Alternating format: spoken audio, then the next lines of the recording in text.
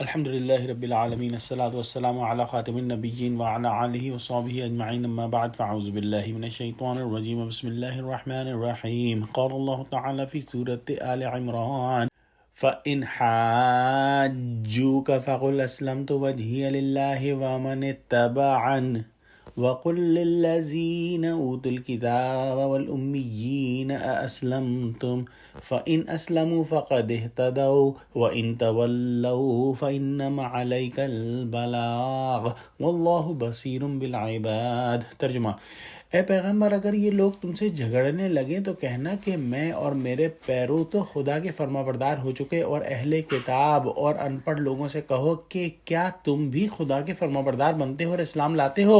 اگر یہ لوگ اسلام لے آئیں تو بے شک ہدایت پالیں، اور اگر تمہارا کہا نہ مانے تو تمہارا کام صرف خدا کا پیغام پہنچا دینا ہے، اور خدا اپنے بندوں کو دیکھ رہا ہے۔ عیسائی اور یہود یہ کہتے تھے کہ ہم بھی تو حضرت عیسیٰ علیہ السلام اور حضرت موسیٰ علیہ السلام کے ماننے والے ہیں، گویا کہ ان کا یہ دعویٰ تھا کہ وہ بھی مسلمان ہیں، اور وہ اس بارے میں جھگڑتے تھے۔ یہاں ان کو بتلا دیا گیا کہ ایسا فرضی اسلام کسی کام کا نہیں۔ اگر تم کو دیکھنا ہے کہ اسلام کسے کہتے ہیں تو دیکھو کہ محمد صلی اللہ علیہ وآلہ وسلم اور ان کے جانثار ساتھی کس طرح سے رہتے ہیں، کس طرح سے انہوں نے اپنے آپ کو مکمل طور پر اللہ سبحانہ و تعالیٰ کا فرما بردار بنا لیا ہے۔ یہ لوگ ہر کام اللہ کے حکم کے مطابق کرتے ہیں۔ ان کو دیکھو کہ کس طرح انہوں نے شرک، بت پرستی، بد اخلاقی، فسق و فجور، ظلم و عدوان کا مقابلہ کرتے ہوئے اپنی جان، مال، وطن، کنبہ، بیوی، بچے، غرض تمام مرغوب و محبوب چیزیں اللہ سبحانہ و تعالیٰ کی خوشنودی پر نثار کر دی ہیں، اور کس طرح ان کا چہرہ اور کان اللہ کے حکم پر لگے رہتے ہیں، اور دیکھتے ہیں کہ کس وقت کون سا حکم آئے اور وہ اس حکم کی تکمیل کریں۔ اور اس کے برخلاف تم اپنے آپ کو دیکھو کہ کس طرح سے اللہ کے نبی اور اللہ کی کتاب کو پہچاننے کے باوجود اس کا انکار کر رہے ہو۔ تم جو ہے اپنے آپ کو مسلمان یا اللہ کا فرمانبردار کہہ سکتے ہو؟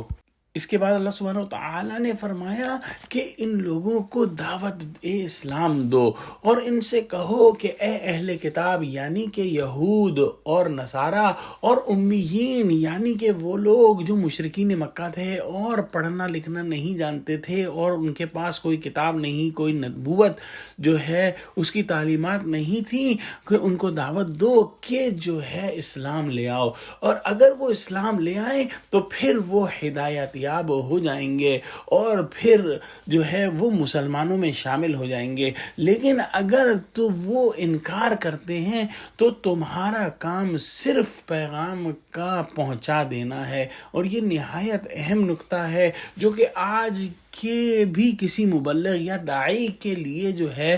وہ ویلڈ ہے کہ مبلغ اور داعی کا کام صرف اللہ کا پیغام پہنچا دینا ہے، اللہ کا پیغام منوانا جو ہے اس کی ذمہ داری نہیں۔ وہ پھر اللہ سبحانہ و تعالیٰ ہی جس کو چاہیں گے اس کو ہدایت بخشیں گے، اور اللہ سبحانہ و تعالیٰ اسی کو ہدایت بخشتے ہیں جو ہدایت کا طالب ہوتا ہے، اور اللہ سبحانہ و تعالیٰ جو ہے وہ اپنے تمام بندوں کو دیکھ رہا ہے۔ گویا اللہ سبحانہ و تعالیٰ کو ہمارے ظاہری اعمال کی بھی پوری خبر ہے، اور ہمارے دلوں کے حال کی بھی بالکل خبر ہے۔ دعا کرتے ہیں کہ اللہ سبحانہ و تعالیٰ ہم کو قرآن کا فہم عطا فرما، اور ہم کو پورے کا پورا مکمل طور پر اسلام کے اندر شامل کر لے، اور ہم کو پورے احکامات کو قبول کرنے والا اور ان پر عمل کرنے والا بنا۔ آمین۔ وآخر دعوانا الحمد للہ رب العالمین۔ السلام علیکم ورحمۃ اللہ وبرکاتہ۔